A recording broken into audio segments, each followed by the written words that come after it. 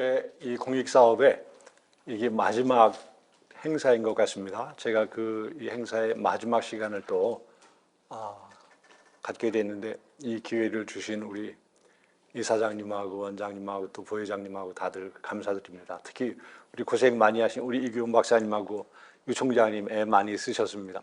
제게 주어진 시간이 보니까 앞에 발표하셨던 보다 좀 짧아질 것 같습니다. 사실은 이 주제를 가지고 제가 좀 재미있는 이 그림들이 있어요. 그래서 이런 것들을 가지고 좀 설명을 좀 드려야 되겠다고 생각했는데 웬만한 것들은 생략하고 그냥 몇 가지 말씀만 드리도록 하겠습니다. 제가 이 얘기를 오늘 이 주제를 가지고 얘기를 드리기에 앞서서 한마디로 제가 우선 얘기하고 싶은 건 뭐냐면 국제사회는 아니지만 적어도 대한민국의 좌파들은 참 무지하다, 이 사람들이.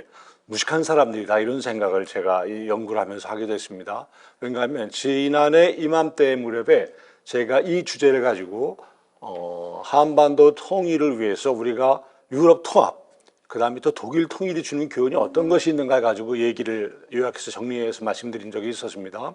그 올해 같은 경우에는 제가 이 주제를 가지고 기왕에 학계도 그렇고 사회 저변에서 이 유럽 통합이나 독일 통일에 관련된 연구들이 많이 있으니까 나는 기회가 되면 이제는 이런 것들은 좀 놔두고 그러면 통일을 위해서 우리가 무슨 준비를 해야 될 것인가 하는 대내적 요인을 좀 분석해보자, 이런 것들에 제가 초점을 맞추고 이제 작업을 진행해서 드렸습니다.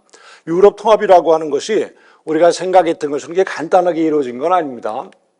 지금 유럽이 27개 국가들이 모여서 유럽연합의 회원국으로 구성돼 가지고 있는데 여기 지금 보시면 이게 영국의 더 타임스라고 하는 신문에 나왔던 이게 내용을 요약한 건데요.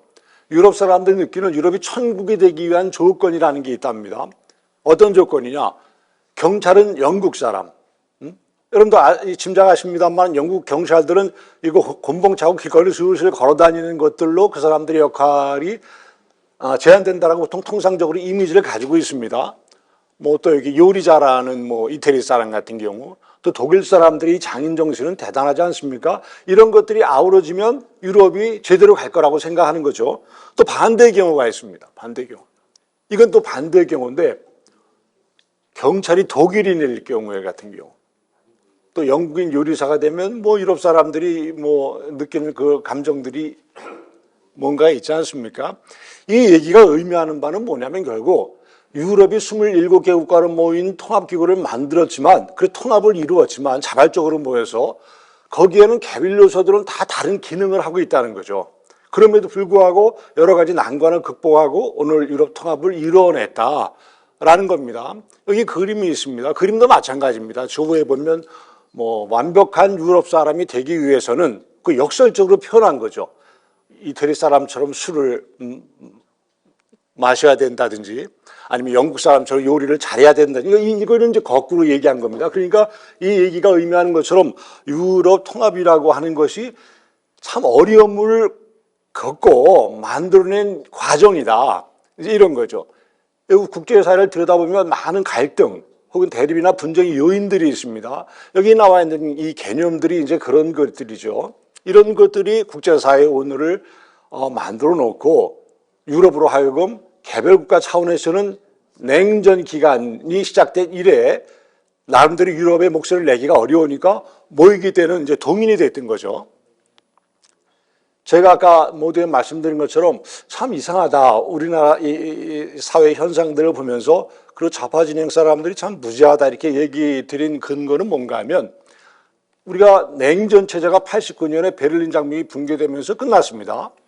그리고 91년에는 소련 연방체제도 종식이 됐죠. 그리고 냉전이 끝났고 국제사회는 소위 적어도 냉전 기간 동안에 미국이 주도하는 정치 이데올로기로서 민주주의하고 자유주의 시장 경제가 반대축으로 이루고 있었던 소련이 주도하는 공산주의하고 사회주의 통제 경제 체제를 이긴 걸로 역사에서 해석이 된 걸로 정리가 된 걸로 저희들이 이제 알게 됐습니다. 이게 우리가 알고 있는 냉전의 의미인데 요즘 우리 주변에서 벌어지는 일들을 보면 이게 그렇게 끝난 게 아니구나. 그래서 그 프란시스 후쿠야마라고 잘 아시는 일본계 미국 정치학자죠. 그 사람이 역사의 정원이라고 하는 유명한 이 저술을 발표했었는데 그 해석을 우리가 다시 하지 않으면 안 되겠다는 상황에 직면해 있다는 거죠. 특별히 우리 사회를 들여다보면 냉전의 가치인, 그 승자의 가치인 민주주의나 자유주의 시장경제 체제가 확산되기는커녕 오히려 우리 사회에서 우리가 이겼다라고 생각하는 반대편의 가치가 스멀스멀 사회 저변에서 드러나와가지고 우리 사회를 혼란시키게 만드는 역할을 하고 있는 게 아닌가라는 생각을 하게 됐습니다. 이거 이제 이 이념을 우리가 상징하는 이 좌우의 사람들이 정신적으로, 이념적으로 무장할 수 있는 유명한 저술들인데 뭐 시간 관계상 그냥 넘어가겠습니다.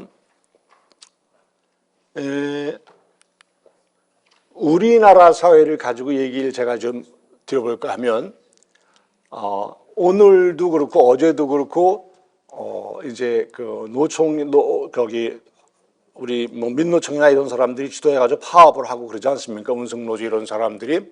그 사람들의 요구를 들여다보면 이제 제가 이렇게 가만히 생각해보면 야, 이거 정말 끝이 없구나. 그리고 저희들도 스스로 저 사람들이 언제쯤이면 저 만족해서 저런 것들을 하지 않고 소위 통합을 이루고 또 우리나라 안에서는 통일을 이룩하는데 나름대로 역할을 하겠는가라고 생각하면 그것에 대한 답을 찾는 것들이 되게 유연하다, 어렵다 이렇게 생각을 한 거죠. 왠가 하면 저 칼 마르크스가 지금 우리 사회에서 있는 그 노동자들이죠. 노동자들이 언제쯤이면 그 이상적인 노동자의 삶을 사는가라고 하는 것들에 관련해서 정해놓은 적이 있었습니다. 그 1848년에 마르크스가 공산당 선언이라고 하는 팜플렛을 발표를 했었는데 그 즈음의 시기인데 그냥 풀어서 이야기하자면 그런 겁니다. 노동자가 아침에 일어나가지고 일을 하러 가지 않고요. 주변 그 개울가로서 낚시를 합니다. 그리고 오전쯤 거기서 자기가 이제 소일을 하고 집으로 와가지고 점심 먹고 출근을 합니다. 일터로 가는 거죠. 자기가 가지고 있는 유일한 자산의 노동력을 제공하고 반대급부를 얻어서 그걸로 해서 이제 생활을 영위하겠다는 거죠. 그리고 오후에 이제 일을 하다가 저녁 6시쯤 되면 일을 끝나고 집으로 들어옵니다. 일이 많이 산적이 있으니까 책임져야 되는 사람은 우리 뭐 야근도 하자고 뭐 이렇게 얘기할 수 있겠지만 적어도 마르크스 입장에서 볼 때 노동자의 삶은 그렇게 해서는 안 된다는 거죠. 그리고 집에 돌아와가지고 씻고 저녁 먹고 서재에 올라가서 플라톤을 읽는 삶. 노동자는 이런 삶을 살아야 된다고 벌써 지금으로부터 아주 오래전에 80년도 넘었죠. 그런 이미 그런 선언을 했었더랬습니다. 그랬다가 이게 끝이 아니라 1920년대 우리가 알고 있는 케인즈가 마르크스보다 한참 뒤에 노동자의 삶에 대해서 뭔가 언급을 해야 되는데 마르크스보다도 발전해야 되지 않겠습니까? 그래서 주에 15시간 노동하는 것들을 우리 후손들의 경제적인 가능성이라는 이 글을 통해서 발표를 합니다. 근데 지금 이제 현실을 보면 그 1920년대에 나온 얘기인데 지금 보면 OECD 국가 중에 독일이 35시간 일주일에 노동자들이 근무를 하고 일을 하고 한국은 52시간 논쟁이 지속되고 있습니다. 이런 현실을 놓고 볼 때 한국은 아직 멀었다. 노동자들이 우리의 삶에 만족하는 기본적인 요건은 노조들도 그걸 연구해가지고 실행해 나가지 않겠습니까? 아까 여기도 잠깐 나와 있었고 말씀 앞에서 하신 분들도 그런 얘기가 있었습니다만은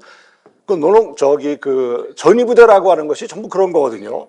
전위부대가. 그러니까 노동자 계층을 상대로 하면 노조가 전위부대 역할을 하는 사람들인데 그 안에 있는 사람들이 이런 것들을 연구하고 답습해가지고 실행을 옮기는데 주도적인 역할을 하는 사람들이죠. 그래서 이게 지금 한겨레 신문에서 내가 나온 거를 본 건데 이 진보적인 노동그룹에 있는 어떤 사람이 일을 했습니다.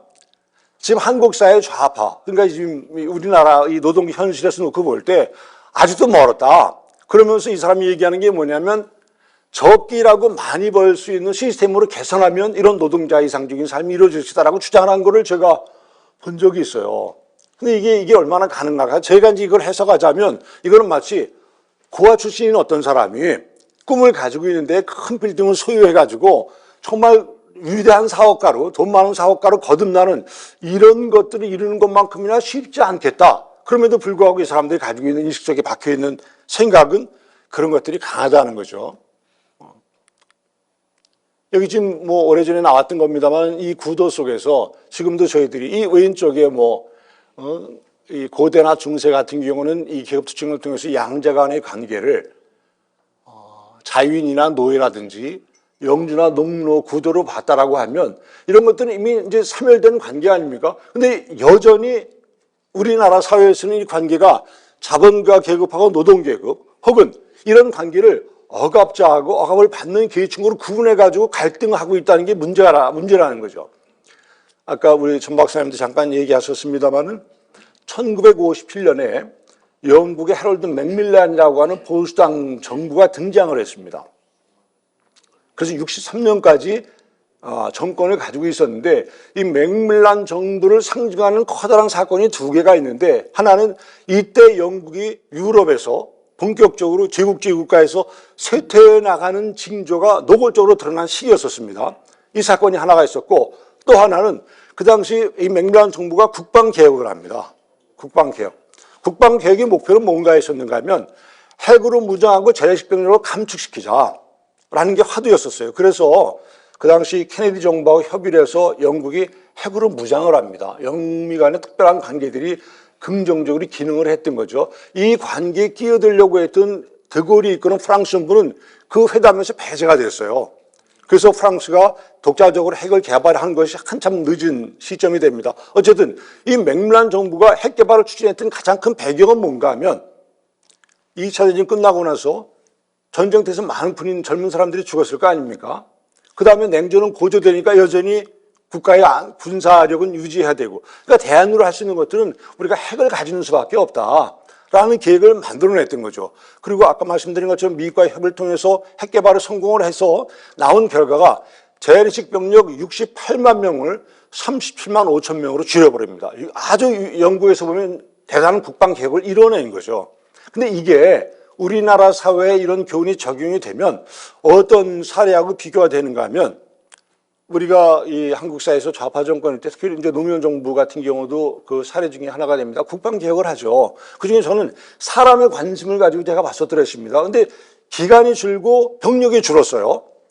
이것에 관련돼서는 그럴 수 있다고 봅니다. 근데 문제는 뭔가 하면 북한의 핵 위협이 여전히 상존하거나 아니면 또 고조되고 있는 상태에서 우리는 국방 개혁을 해서 재래식 병력을 줄여버리고 그다음에 군인들의 군 복무 기간을 줄여버렸습니다. 근데 그럼 대안이 뭐가 있는가 우리는 이렇게 줄여놓고 핵으로 무장하고 있는 북한이라든지 아니면 재래식 병력에 관한해서도 우리를 늘 위협하고 있는 북한에 대응할 수 있는 다른 대안이 있었는가? 그 대안을 지금까지도 찾아보기가 쉽지 않다는 거죠. 게다가 이 정책이 대단히 위험했던 거는 영국의 맥밀란 정부는요, 핵으로 무장하면서 사회에서 전쟁이 끝나고 나서 산업 기반에서 이 산업 분야에서 젊은 노동자들의 노동력이 수요가 있다라고 하는 것들을 깨달았었어요. 전쟁 끝나고 많은 사람들이 죽었고 산업은 발전시켜야 되는데 노동력이 있어야 되지 않습니까?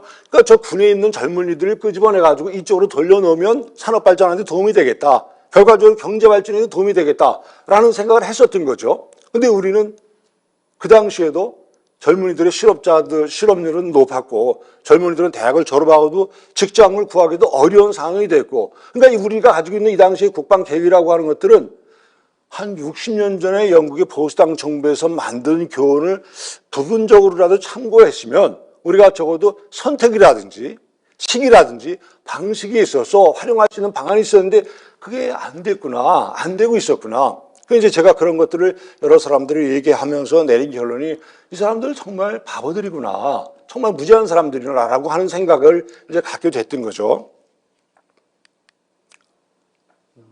이제 뭐 유럽 문제는 지금 유럽이 아주 어려운 지경에 있습니다. 그 어려운 지경의 가장 큰 것들은 경제적으로 어렵죠. 그러니까 경제가 왜 어렵게 됐는가?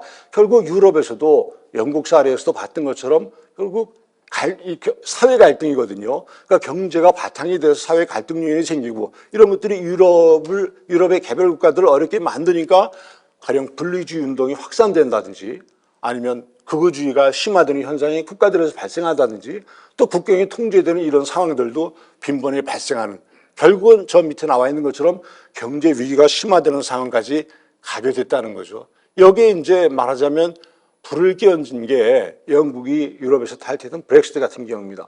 이게 뭐냐면 이게 영국만의 사건으로 놓고 보기에는 이게 유럽 전체에 미치는 영향이 큰 게 유럽은 경제든 무역이든 금융이든 통상이든 의견 안보든 적어도 영국, 프랑스, 독일의 중심이 된 트로이카 체제가 유럽 나머지 국가들을 끌고 가는 이 시스템으로 운영이 됐었더랬습니다. 근데 영국에서 빠져버린 거잖아요. 그러니까 유럽 전체에 뭔가 시스템이 붕괴가 되는 어떤 계기를 만든 것이기도 합니다. 그러니까 이게 영국만의 문제가 아니라 유럽 전체가 과거에 한참 번성을 해서 러시아하고도 정말 강대강 대치 국면으로 갈 수 있었던 이런 상황에서 지금 많이 쇠퇴해져 가지고 러시아 위협을 심각하게 바라보는 상황까지 이제 가게 되는 이런 계기들이 된 거죠. 영국 내 저런 갈등은 또 말할 것도 없는 거죠. 제가 지난해 이런 독일 통일의 교훈을 얘기를 드리면서 우리가 간구하고 있는 것이 있다. 그것이 뭐냐면 우리가 독일 통일을 우리가 참고하려고 하면서도 법이나 제도나 시스템이나 혹은 뭐 경제 이런 여건이나 이런 것들에 관련된 논의는 많이 있었는데 결국 독일 통일을 이루는 독일 입장에서 볼 때는 우리가 2+4인가 혹은 4+2인가라는 것에 관련된 정의가 분명히 있지 않으면은 국제사회에서 역사 교과서가 독일 통일이 독일 국민들이 주도가 돼서 한 것인지 아니면 주변 사강국, 주변에 미국, 프랑스, 독일, 러시아가 이끌고 독일 국민들은 수동적으로 따라 통일을 이뤘는지에 관련된 해석이 다르게 만들어줄 수 있다라고 하는 얘기를 제가 지난해 한번 드린 적이 있었습니다. 그런 것들이 우리 사례에도 공히 적용될 수 있습니다.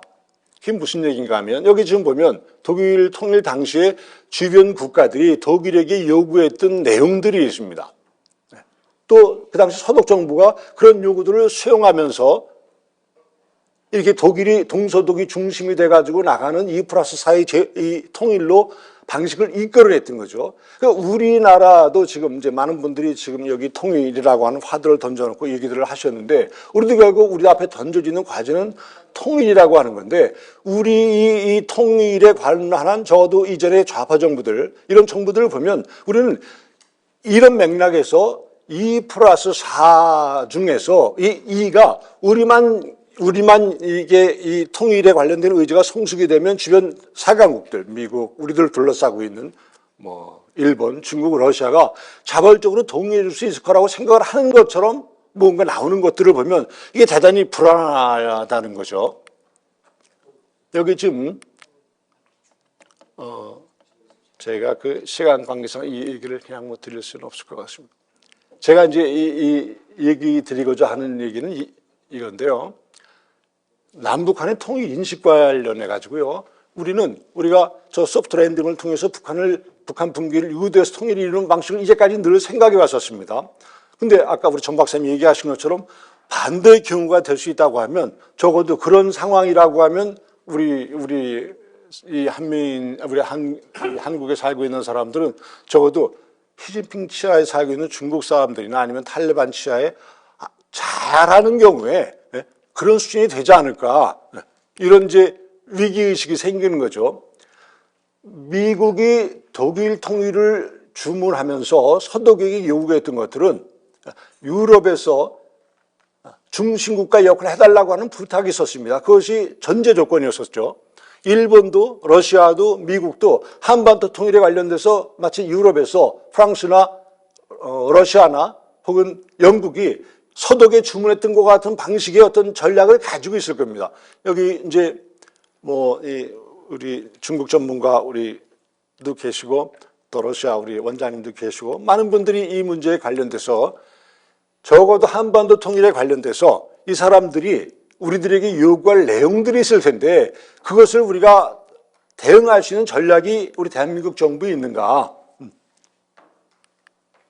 그걸 찾기가 참 쉽지 않지 않을까 싶은 생각이 듭니다. 그거는 분명히 이 주변 이 사강국들이 우리들에게 요구하는 것들은 적어도 대한민국의 국익하고는 충돌이 될 것이면 분명합니다. 그렇죠? 우리가 그것을 전부 받아들이면서 통일을 이룰 수만 역량이 돼가지고 있지 않으니까 그러니까 비근한 예로 일본만 가지고 얘기를 드려도 우리가 지금 일본하고 이 관계에 있어서 늘 삐걱거렸던 게 우리가 한일 간에 청구권 협상을 끝내고 나서 했던 조건에 관련된 우리가 그 당시 언급되지 않은 사항들이 지속적으로 발생했던 것들에 관련된 한국과 일본 정부의 이견 아닙니까? 만일 우리가 남북한 통일을 이루겠다고 당사자끼리 협의를 해도 일본 정부가 우리에게 요구하는 그런 사안들을 우리가 받아들이면서 우리가 그 일본의 지지를 받아가면서 통일을 이뤄낼 수 있겠는가? 그런 것들은 참 쉽지 않은 문제가 될 수 있다는 거죠. 이것이 이제 외적인 문제라고 하면 사실은 대한민국 내부의 문제라고 하는 것들은 더 심각한 거죠. 이게 이제 2+4에서 2에 해당되는 문제들이 됩니다. 이거 우리 2,200만 명하고 5,500만 명이 이제 대립구도가 되는데 우리 이 5,500만 명이 인식을 배제하고라도 저 2,200만 사람들은 적어도 자유민주주의나 시장경제를 통한 통일 방식에 대해서 이 사람들은 생각하지 않고 있을 것임이 분명하죠. 근데 우리는 당연히 그럴 거라고 생각하고 있지 않습니까? 이건 뭐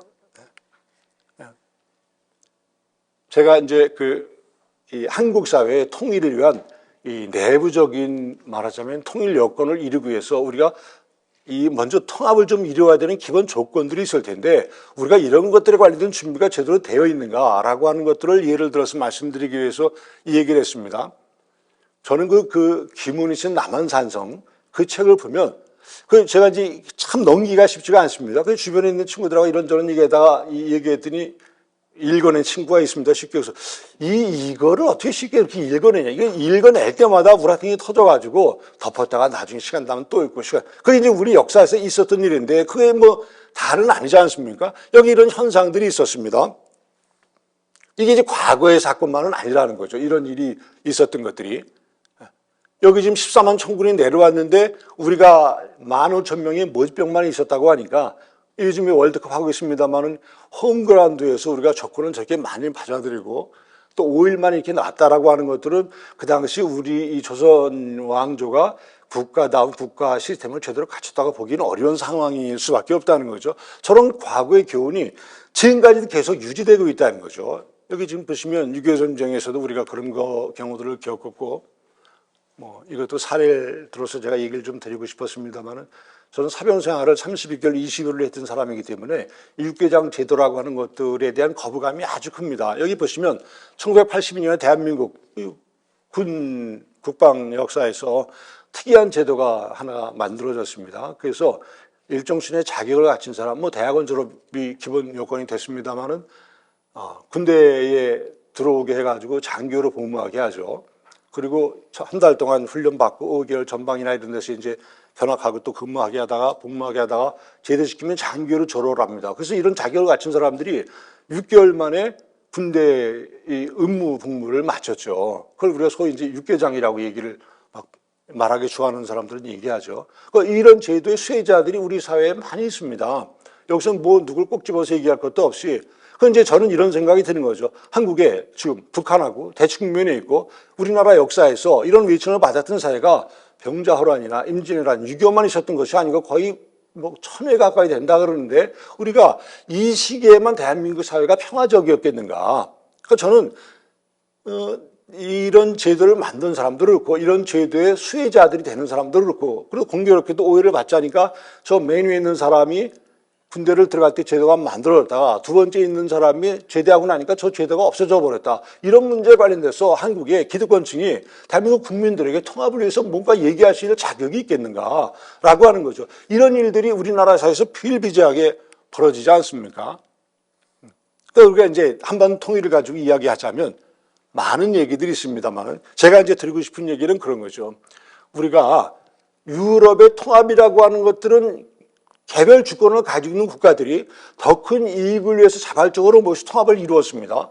독일 통일이라고 하는 것들은 가진 어려움 속에서도 동서 이해 당사자가 통일을 위해서 기본 여건을 만들어 놓고 주변 국가들을 자기 우호 세력으로 만들었습니다. 이제 이것들이 우리들이 처해 있는 입장에서 볼 때는 남북한 이해 당사자가 서로 이런 교훈을 우리가 참고해서 통일을 이야기하자라고 하면 통일에 대한 기반 혹은 기본 여건을 만들어 놓고 주변에 그 까다로운 조건을 제시할 미국이나 일본이나 러시아나 중국을 설득할 전략을 가지고 우리가 진행을 해야 되는데 우리는 주변 사교국가들의 입장을 뺀 상태에서 남북한 간에도 서로 삐걱거리는 이런 입장 속에 있다. 그리고 우리는 오히려 위협 속에 있는데, 북한은 핵이든지 군사력의 위협 속에 있는데, 그런 위협 속에서도 우리가 그런 위협을 실감나게 느끼지 못하고 내부적으로는 갈등 구조에 있다. 그럼 이게 우리가 통일을 이야기할 시기가 지금 되겠는가? 이게 이제 제가 드리고 싶은 얘기죠. 우리는 지금 이게 리더십의 문제냐, 한반 통일을 위해서 사회 통합이 문제냐, 그건 국민 의식의 통일이 문제냐, 그건 우리가 기본적으로 갖춰야 될 경제력이 문제냐, 여러 가지 연구들에 관련된 이런 여러 가지 선행 연구들이 있습니다. 근데 이런 것들 이전에 우리가 진지하게 고민해야 되는 것들은 다른 게 아닌가, 이런 생각이 드는 거죠. 이거 이제 한 가지만 제가 얘기를 드리고 끝내겠습니다. 제가 이제 종종 이 키워드를 가지고 얘기를 드리는데, 이스라엘이 인구가 한 790만에서 한 800만 명쯤 된다 그럽니다. 그 주변에 있는 저 2억 8천은 대부분 적국들이죠, 적국들. 그죠? 이런 구도 속에서 이스라엘이 생존 경쟁하면서 싸우고 있지 않습니까? 그리고 국가를 지켜내고 있습니다. 근데 이 구도를 보면 우리하고 되게 비슷한 것 같다는 생각을 제가 하죠. 우리 한국을 둘러싼 주변 강국들하고의 관계는 사실상 다 적국들 아닙니까? 그죠? 근데 거기서 이스라엘 살아가는 방식을 보면 우리하고는 다르다, 우리야. 저 데이빗이라는 친구도 제가 언젠가 얘기를 다니면서 드린 적이 있었던 것 같은데, 제가 거기 가가지고 이스라엘에 이제 교육을 가가지고요, 매일 사람들을 만났습니다. 거기 이제 대테리온이 데이빗이라고 하는 친구가 있었는데, 젊은 친구입니다. 그러니까 며칠 지나니까 친하게 돼가지고 이런 사사로운 얘기도 했었죠. 어느 날은 제가 이 친구를 내일 이제 또 보자 그래서 고마워서 이렇게 허깅을 하면서 인사하면서 보내는데 이 친구 등판이 딱딱한 거예요. 그래서 제가 깜짝 놀랐습니다. 근데 이게 왜 그러냐? 왜 그러냐 그랬더니 그 데이빗의 상관 되는 라파엘이라고 하는 사람이 얘기하는데, 몇 년 전에 데이빗하고 데이빗 동료들이 하마스의 테러 집단이죠. 거기에 공격을 받아가지고 다 죽고 데이빗만 이런 상태로 남아있게 됐다는 거죠. 중상을 입어가지고 젊은 친구가 등판에 뭘 붙이고 이제 그러고 사는 거죠. 근데 이 친구가 이제 그런 얘기를 하니까 웃으면서 자기가 이래가지고 병원에 있다가 퇴원을 했는데 와이프가 애들을 데리고 도망갔는데 나라는 우리 조직, 그러니까 이제 모사드는 나를 그래도 국가는 나를 버리지 않고 이렇게 돌봐줘서 너희들하고 이렇게 만나서 얘기할 수 있게 됐다. 웃으면서 얘기하더라고요. 그게 안 됐지 않습니까? 안 됐어요. 그러다가 제가 며칠 지나고 있다가 아침에 이제 텔레비전을 봤는데, 호텔에서 이제 숙소에서 BBC 웬만한 텔레비전들 다 나옵니다. 뉴스를 보는데 레바논인가에서 하마스의 어떤 집단들이 폭격을 맞아가지고 몰살했다는 뉴스가 나온 걸 제가 봤어요. 거기에서 이스라엘에 있을 때. 그래서 그걸 보고 놀래가지고 이제 그 친구들하고 또 기억해서 얘기하다가 제가 물었습니다. 지나가는 얘기로. 이거 너희들이 그런 거 아니냐. 내가 아침에 뉴스를 봤는데 레바논에서 하마스 애들이 뭔가로부터 공격을 받아가지고 많이 죽었다 그러더라. 그랬더니 이 데이빗의 상관인 라파엘이 반색을 하면서 저한테 했는 얘기가, 이놈들이 7년 전에 데이빗을 잃게 만든 놈들이다. 자기들이 7년을 쫓아내서 어제 복수했다는 거죠. 그래서 제가 그 얘기를 듣고, 모사드가 이렇게 우리랑 생각하는 것들이 다르구나. 이 친구는 다른 사람들이구나. 그래서 제가 놀랐습니다. 여기 계신 우리 선배님들 다 우리 기관에 같이 있었던 분들이니까 이런 얘기에 관련된 직간접적인 경험들이 많이 있으셨을 거예요. 또 하나 사례가 있습니다. 잠깐이니까 얘기 드릴게요. 거기서 식사를 하는데, 늘 뷔페를 차려가지고 있습니다. 저희들이 처음으로 이제 그 안에 들어가서 교육을 받게 되고 그랬었는데, 그 밥을 먹는데 음식이 대단합니다. 그 지중해식 음식으로 만드는 것이 과일도 그렇고 채소도 그렇고 고기도 그렇고 포도주도 그렇고. 그래서 제가 물어봤습니다. 지나가듯이. 너희들 이거 먹는데 얼마 내냐? 그때 30불 낸다 그러는데 US 달러로. 그래서 제가 이제 생각해 보니까 대개 어느 나라 정부 기관이든지 다 24시간 근무를 하고 그러니까 걔들도 3끼를 먹는다고 치면 하루에 90불 거의 100불 아닙니까? 그러니까 한 달에 20일 근무한다고 쳐도 한 2,000불 되니까 US 달러로. 그럼 도대체 너희들 월급을 얼마 받길래 밥값을 이렇게 많이 내냐? 근데 한 끼에 30불이 아깝지 않을 정도로 음식이 풍성했습니다. 그게 우리들을 위한 대접이냐 그랬더니 자기들 늘 이렇게 먹는다는 거죠. 그래서 그럼 월급을 얼마 받냐 그랬더니 노 코멘트. 그러면 너희들이 밥값은 너무 많은 걸 지출하는 게 아니냐. 그래서 이 친구가 반성을 하면서 또 무슨 얘기냐. 우리들은 이 음식을 먹는데 1년에 30불만 낸다는 거죠. 1년에 30불. 1년에 30불만 내면 자기들은 이 음식을 늘 먹는다는 거죠. 그래서 제가 또 거꾸로 아니 그럼 이스라엘 너희들 국민들이 너희들이 이런 것들을 이해해 주냐. 이게 어떻게 가능하냐. 한 달에 3만 원 정도 내고 그 호화로운 음식을 늘 먹는 것들이 어떻게 데이빗 같은 친구들이 있기 때문에 국민들이 우리를 이해해 줄 거다라고 이야기한다는 거죠. 이야기한 걸 제가 들은 적이 있습니다. 그래서 야, 이게 우리랑 참 다르구나, 우리랑. 그래서 제가 한국에 들어왔더니 한국은 벌써 똑같은 상황 속에 처해 있는데 사람들 눈빛이 다르죠. 눈빛이. 그러니까 제가 하나 가지고 있는 마지막 의심이라는 건 뭐냐면 이스라엘이나 우리나라 처해 처지가 비슷하고 또 우리는 게다가 정말 더 심각한 대화도 안 되는 같은 민족이지만 대직면 속에 있는데 그다음에 세계 10대 경제대국가 아닙니까? 우리는 왜 우리의 안보를 미국이 알아서 해줄 것이다 라고 하는 이런 기대감이 늘 한국 사회 사람들 머릿속에 꽉 박혀가지고 있는가. 난 이게 교육이 잘못됐다 이렇게 생각합니다. 교육이. 뭔가 우리들 사람들 대한민국 이 땅에 살고 있는 사람들에게 잘못 주입이 됐다. 잘못.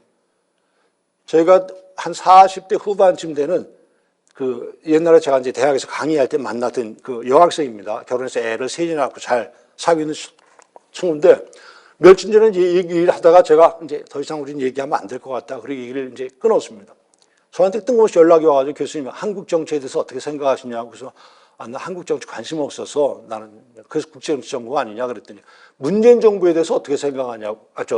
윤석열 정부에서 어떻게 생각하냐고 그리고 저한테 물어보더라고요. 그래서 나 한국 정치 관심 없어서 모르겠다. 그럼 이재명은 어떻게 생각하냐고 저한테 물어봐요. 그래서 내가 이재명이는 잘 모르겠는데 내가 그 두 사람을 가지고 나한테 물어보니까 대답을 하는데 나는 이재명이 안 된 게 윤석열 대통령이 당선된 게 그나마 나은 것 같다 그랬더니 이재명이가 뭐가 잘못됐냐는 거죠. 그래서 저는 내가 이게 나도 잘 모르지만 개인적으로 내가 이렇게 이런 거저런 거 보니까 형수도 그렇고 형님한테도 그렇게 쌍욕을 해대는 사람이 나라의 지도자라면 말할 것도 없고 그게 어떻게 그 나라의 어른이 될 수 있고 그러냐. 그래서 난 그것만 보니까 정 떨어져서 얘기하고 싶지 않다고. 그래서 이재명은 그래 싫다고 그랬더니 교수님은 한 가지만 봐서 잘못 알고 계신다는 거예요. 그래서 내가 뭘 잘못 알고 있냐고 했더니 그거는 일부 언론에서 이재명이를 폄하하기 위해서 짜맞춘 동영상인데 다른 걸 보시면 이재명에 대해서 다시 생각하실 거로 딴 걸 한번 보라는 거예요. 그래서 내가 그걸 보고 싶지도 않고 하나만 보면 둘 다 알지 뭘 내가 또 뭐 하겠냐 그랬더니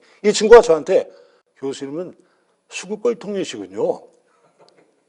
그래서 제가 그 얘기를 듣고 너는 개딸이냐? 그러니까 자기가 개딸이라 그러더라고요.